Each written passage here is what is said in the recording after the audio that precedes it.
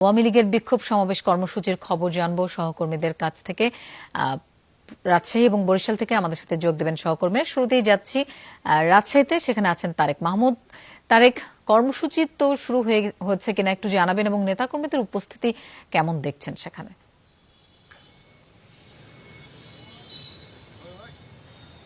লোপা, কর্মসূচি আর একটু পরে শুরু হবে এবং এখন আমি যেটি রয়েছি রাজশাহীর এই রানীবাজার এলাকাতে। এই রানীবাজার এলাকা থেকে রাজশাহী মহানগর আওয়ামী লীগের পক্ষ থেকে এবং রাজশাহী মহানগর আওয়ামী লীগের সহযোগী যে সংগঠন যুবলীগ, ছাত্রলীগ, স্বেচ্ছাসেবক লীগ, মহিলা আওয়ামী লীগ এবং আওয়ামী লীগের সকল সহযোগী সংগঠনের এসেছেন এবং তারা যেমন বলছেন জামাতের ষড়যন্ত্র এবং নৈরাজ্য অবসংযোগের প্রতিবাদে কিন্তু কেন্দ্রীয় কর্মসূচি হিসাবে যে রাজশাহী মহানগর আওয়ামী লীগের উদ্যোগে এই বিকেল 5টার পরে কিন্তু এখান থেকে তারা রাজশাহী মহানগরীর বিভিন্ন সড়ক প্রদক্ষিণ করবে এবং সে সড়ক প্রদক্ষিণ করে সেখানে বিক্ষোভ মিছিল শেষ করে রাজশাহীর সাহেববাজার 0 পয়েন্টে গিয়ে কিন্তু সমাবেশ কিন্তু অনুষ্ঠিত হবে।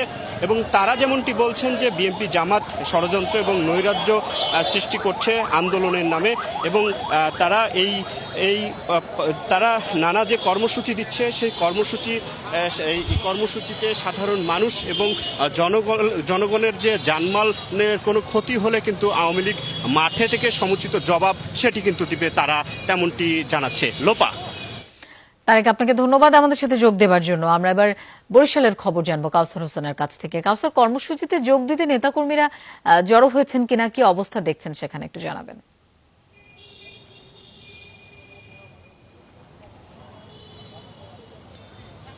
লোপা, এখন পর্যন্ত আসলে আওয়ামী লীগ বা সহযোগী সংগঠনের কোনো নেতাকর্মীরাই এই যে সভাস্থল বরিশাল সোহেল চত্বর বা বিবির পুকুর পাড় এখানে আসেননি। তবে কিছুক্ষণের পরের মধ্যেই আসলে আসার কথা রয়েছে এবং তারা একটি বিক্ষোভ মিছিল করবেন, এরপরে বিক্ষোভ সমাবেশ করবেন।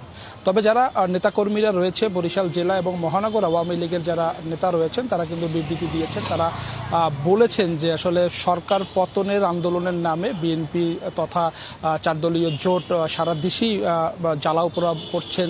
2014 সালের মতো তারা বাসে আগুন দেওয়া শুরু করেছেন। তারা আসলে তাদের যে কর্মসূচি, এই কর্মসূচির ফলে কিন্তু সাধারণ মানুষ যারা রয়েছে তারা কিন্তু আসলে দুর্ভোগে পড়ছেন এবং এই দুর্ভোগ থেকে সাধারণ মানুষকে রক্ষা করতে, যাতে সাধারণ মানুষ নিত্যদিনের যাদের যে কর্মকাণ্ড সেটি পরিচালনা করতে পারেন, এর জন্য কিন্তু আসলে আওয়ামী লীগ তারা বিক্ষোভ কর্মসূচির ডাক দিয়েছেন এবং তারা বলেছেন যে আসলে তারা এই বিক্ষোভ কর্মসূচির মধ্যে দিয়ে সাধারণ মানুষের পাশে থাকবেন, যাতে বিএনপি তাদের যে আন্দোলনের নামে সাধারণ মানুষের যাতে ভোগান্তি সৃষ্টি করতে না পারে।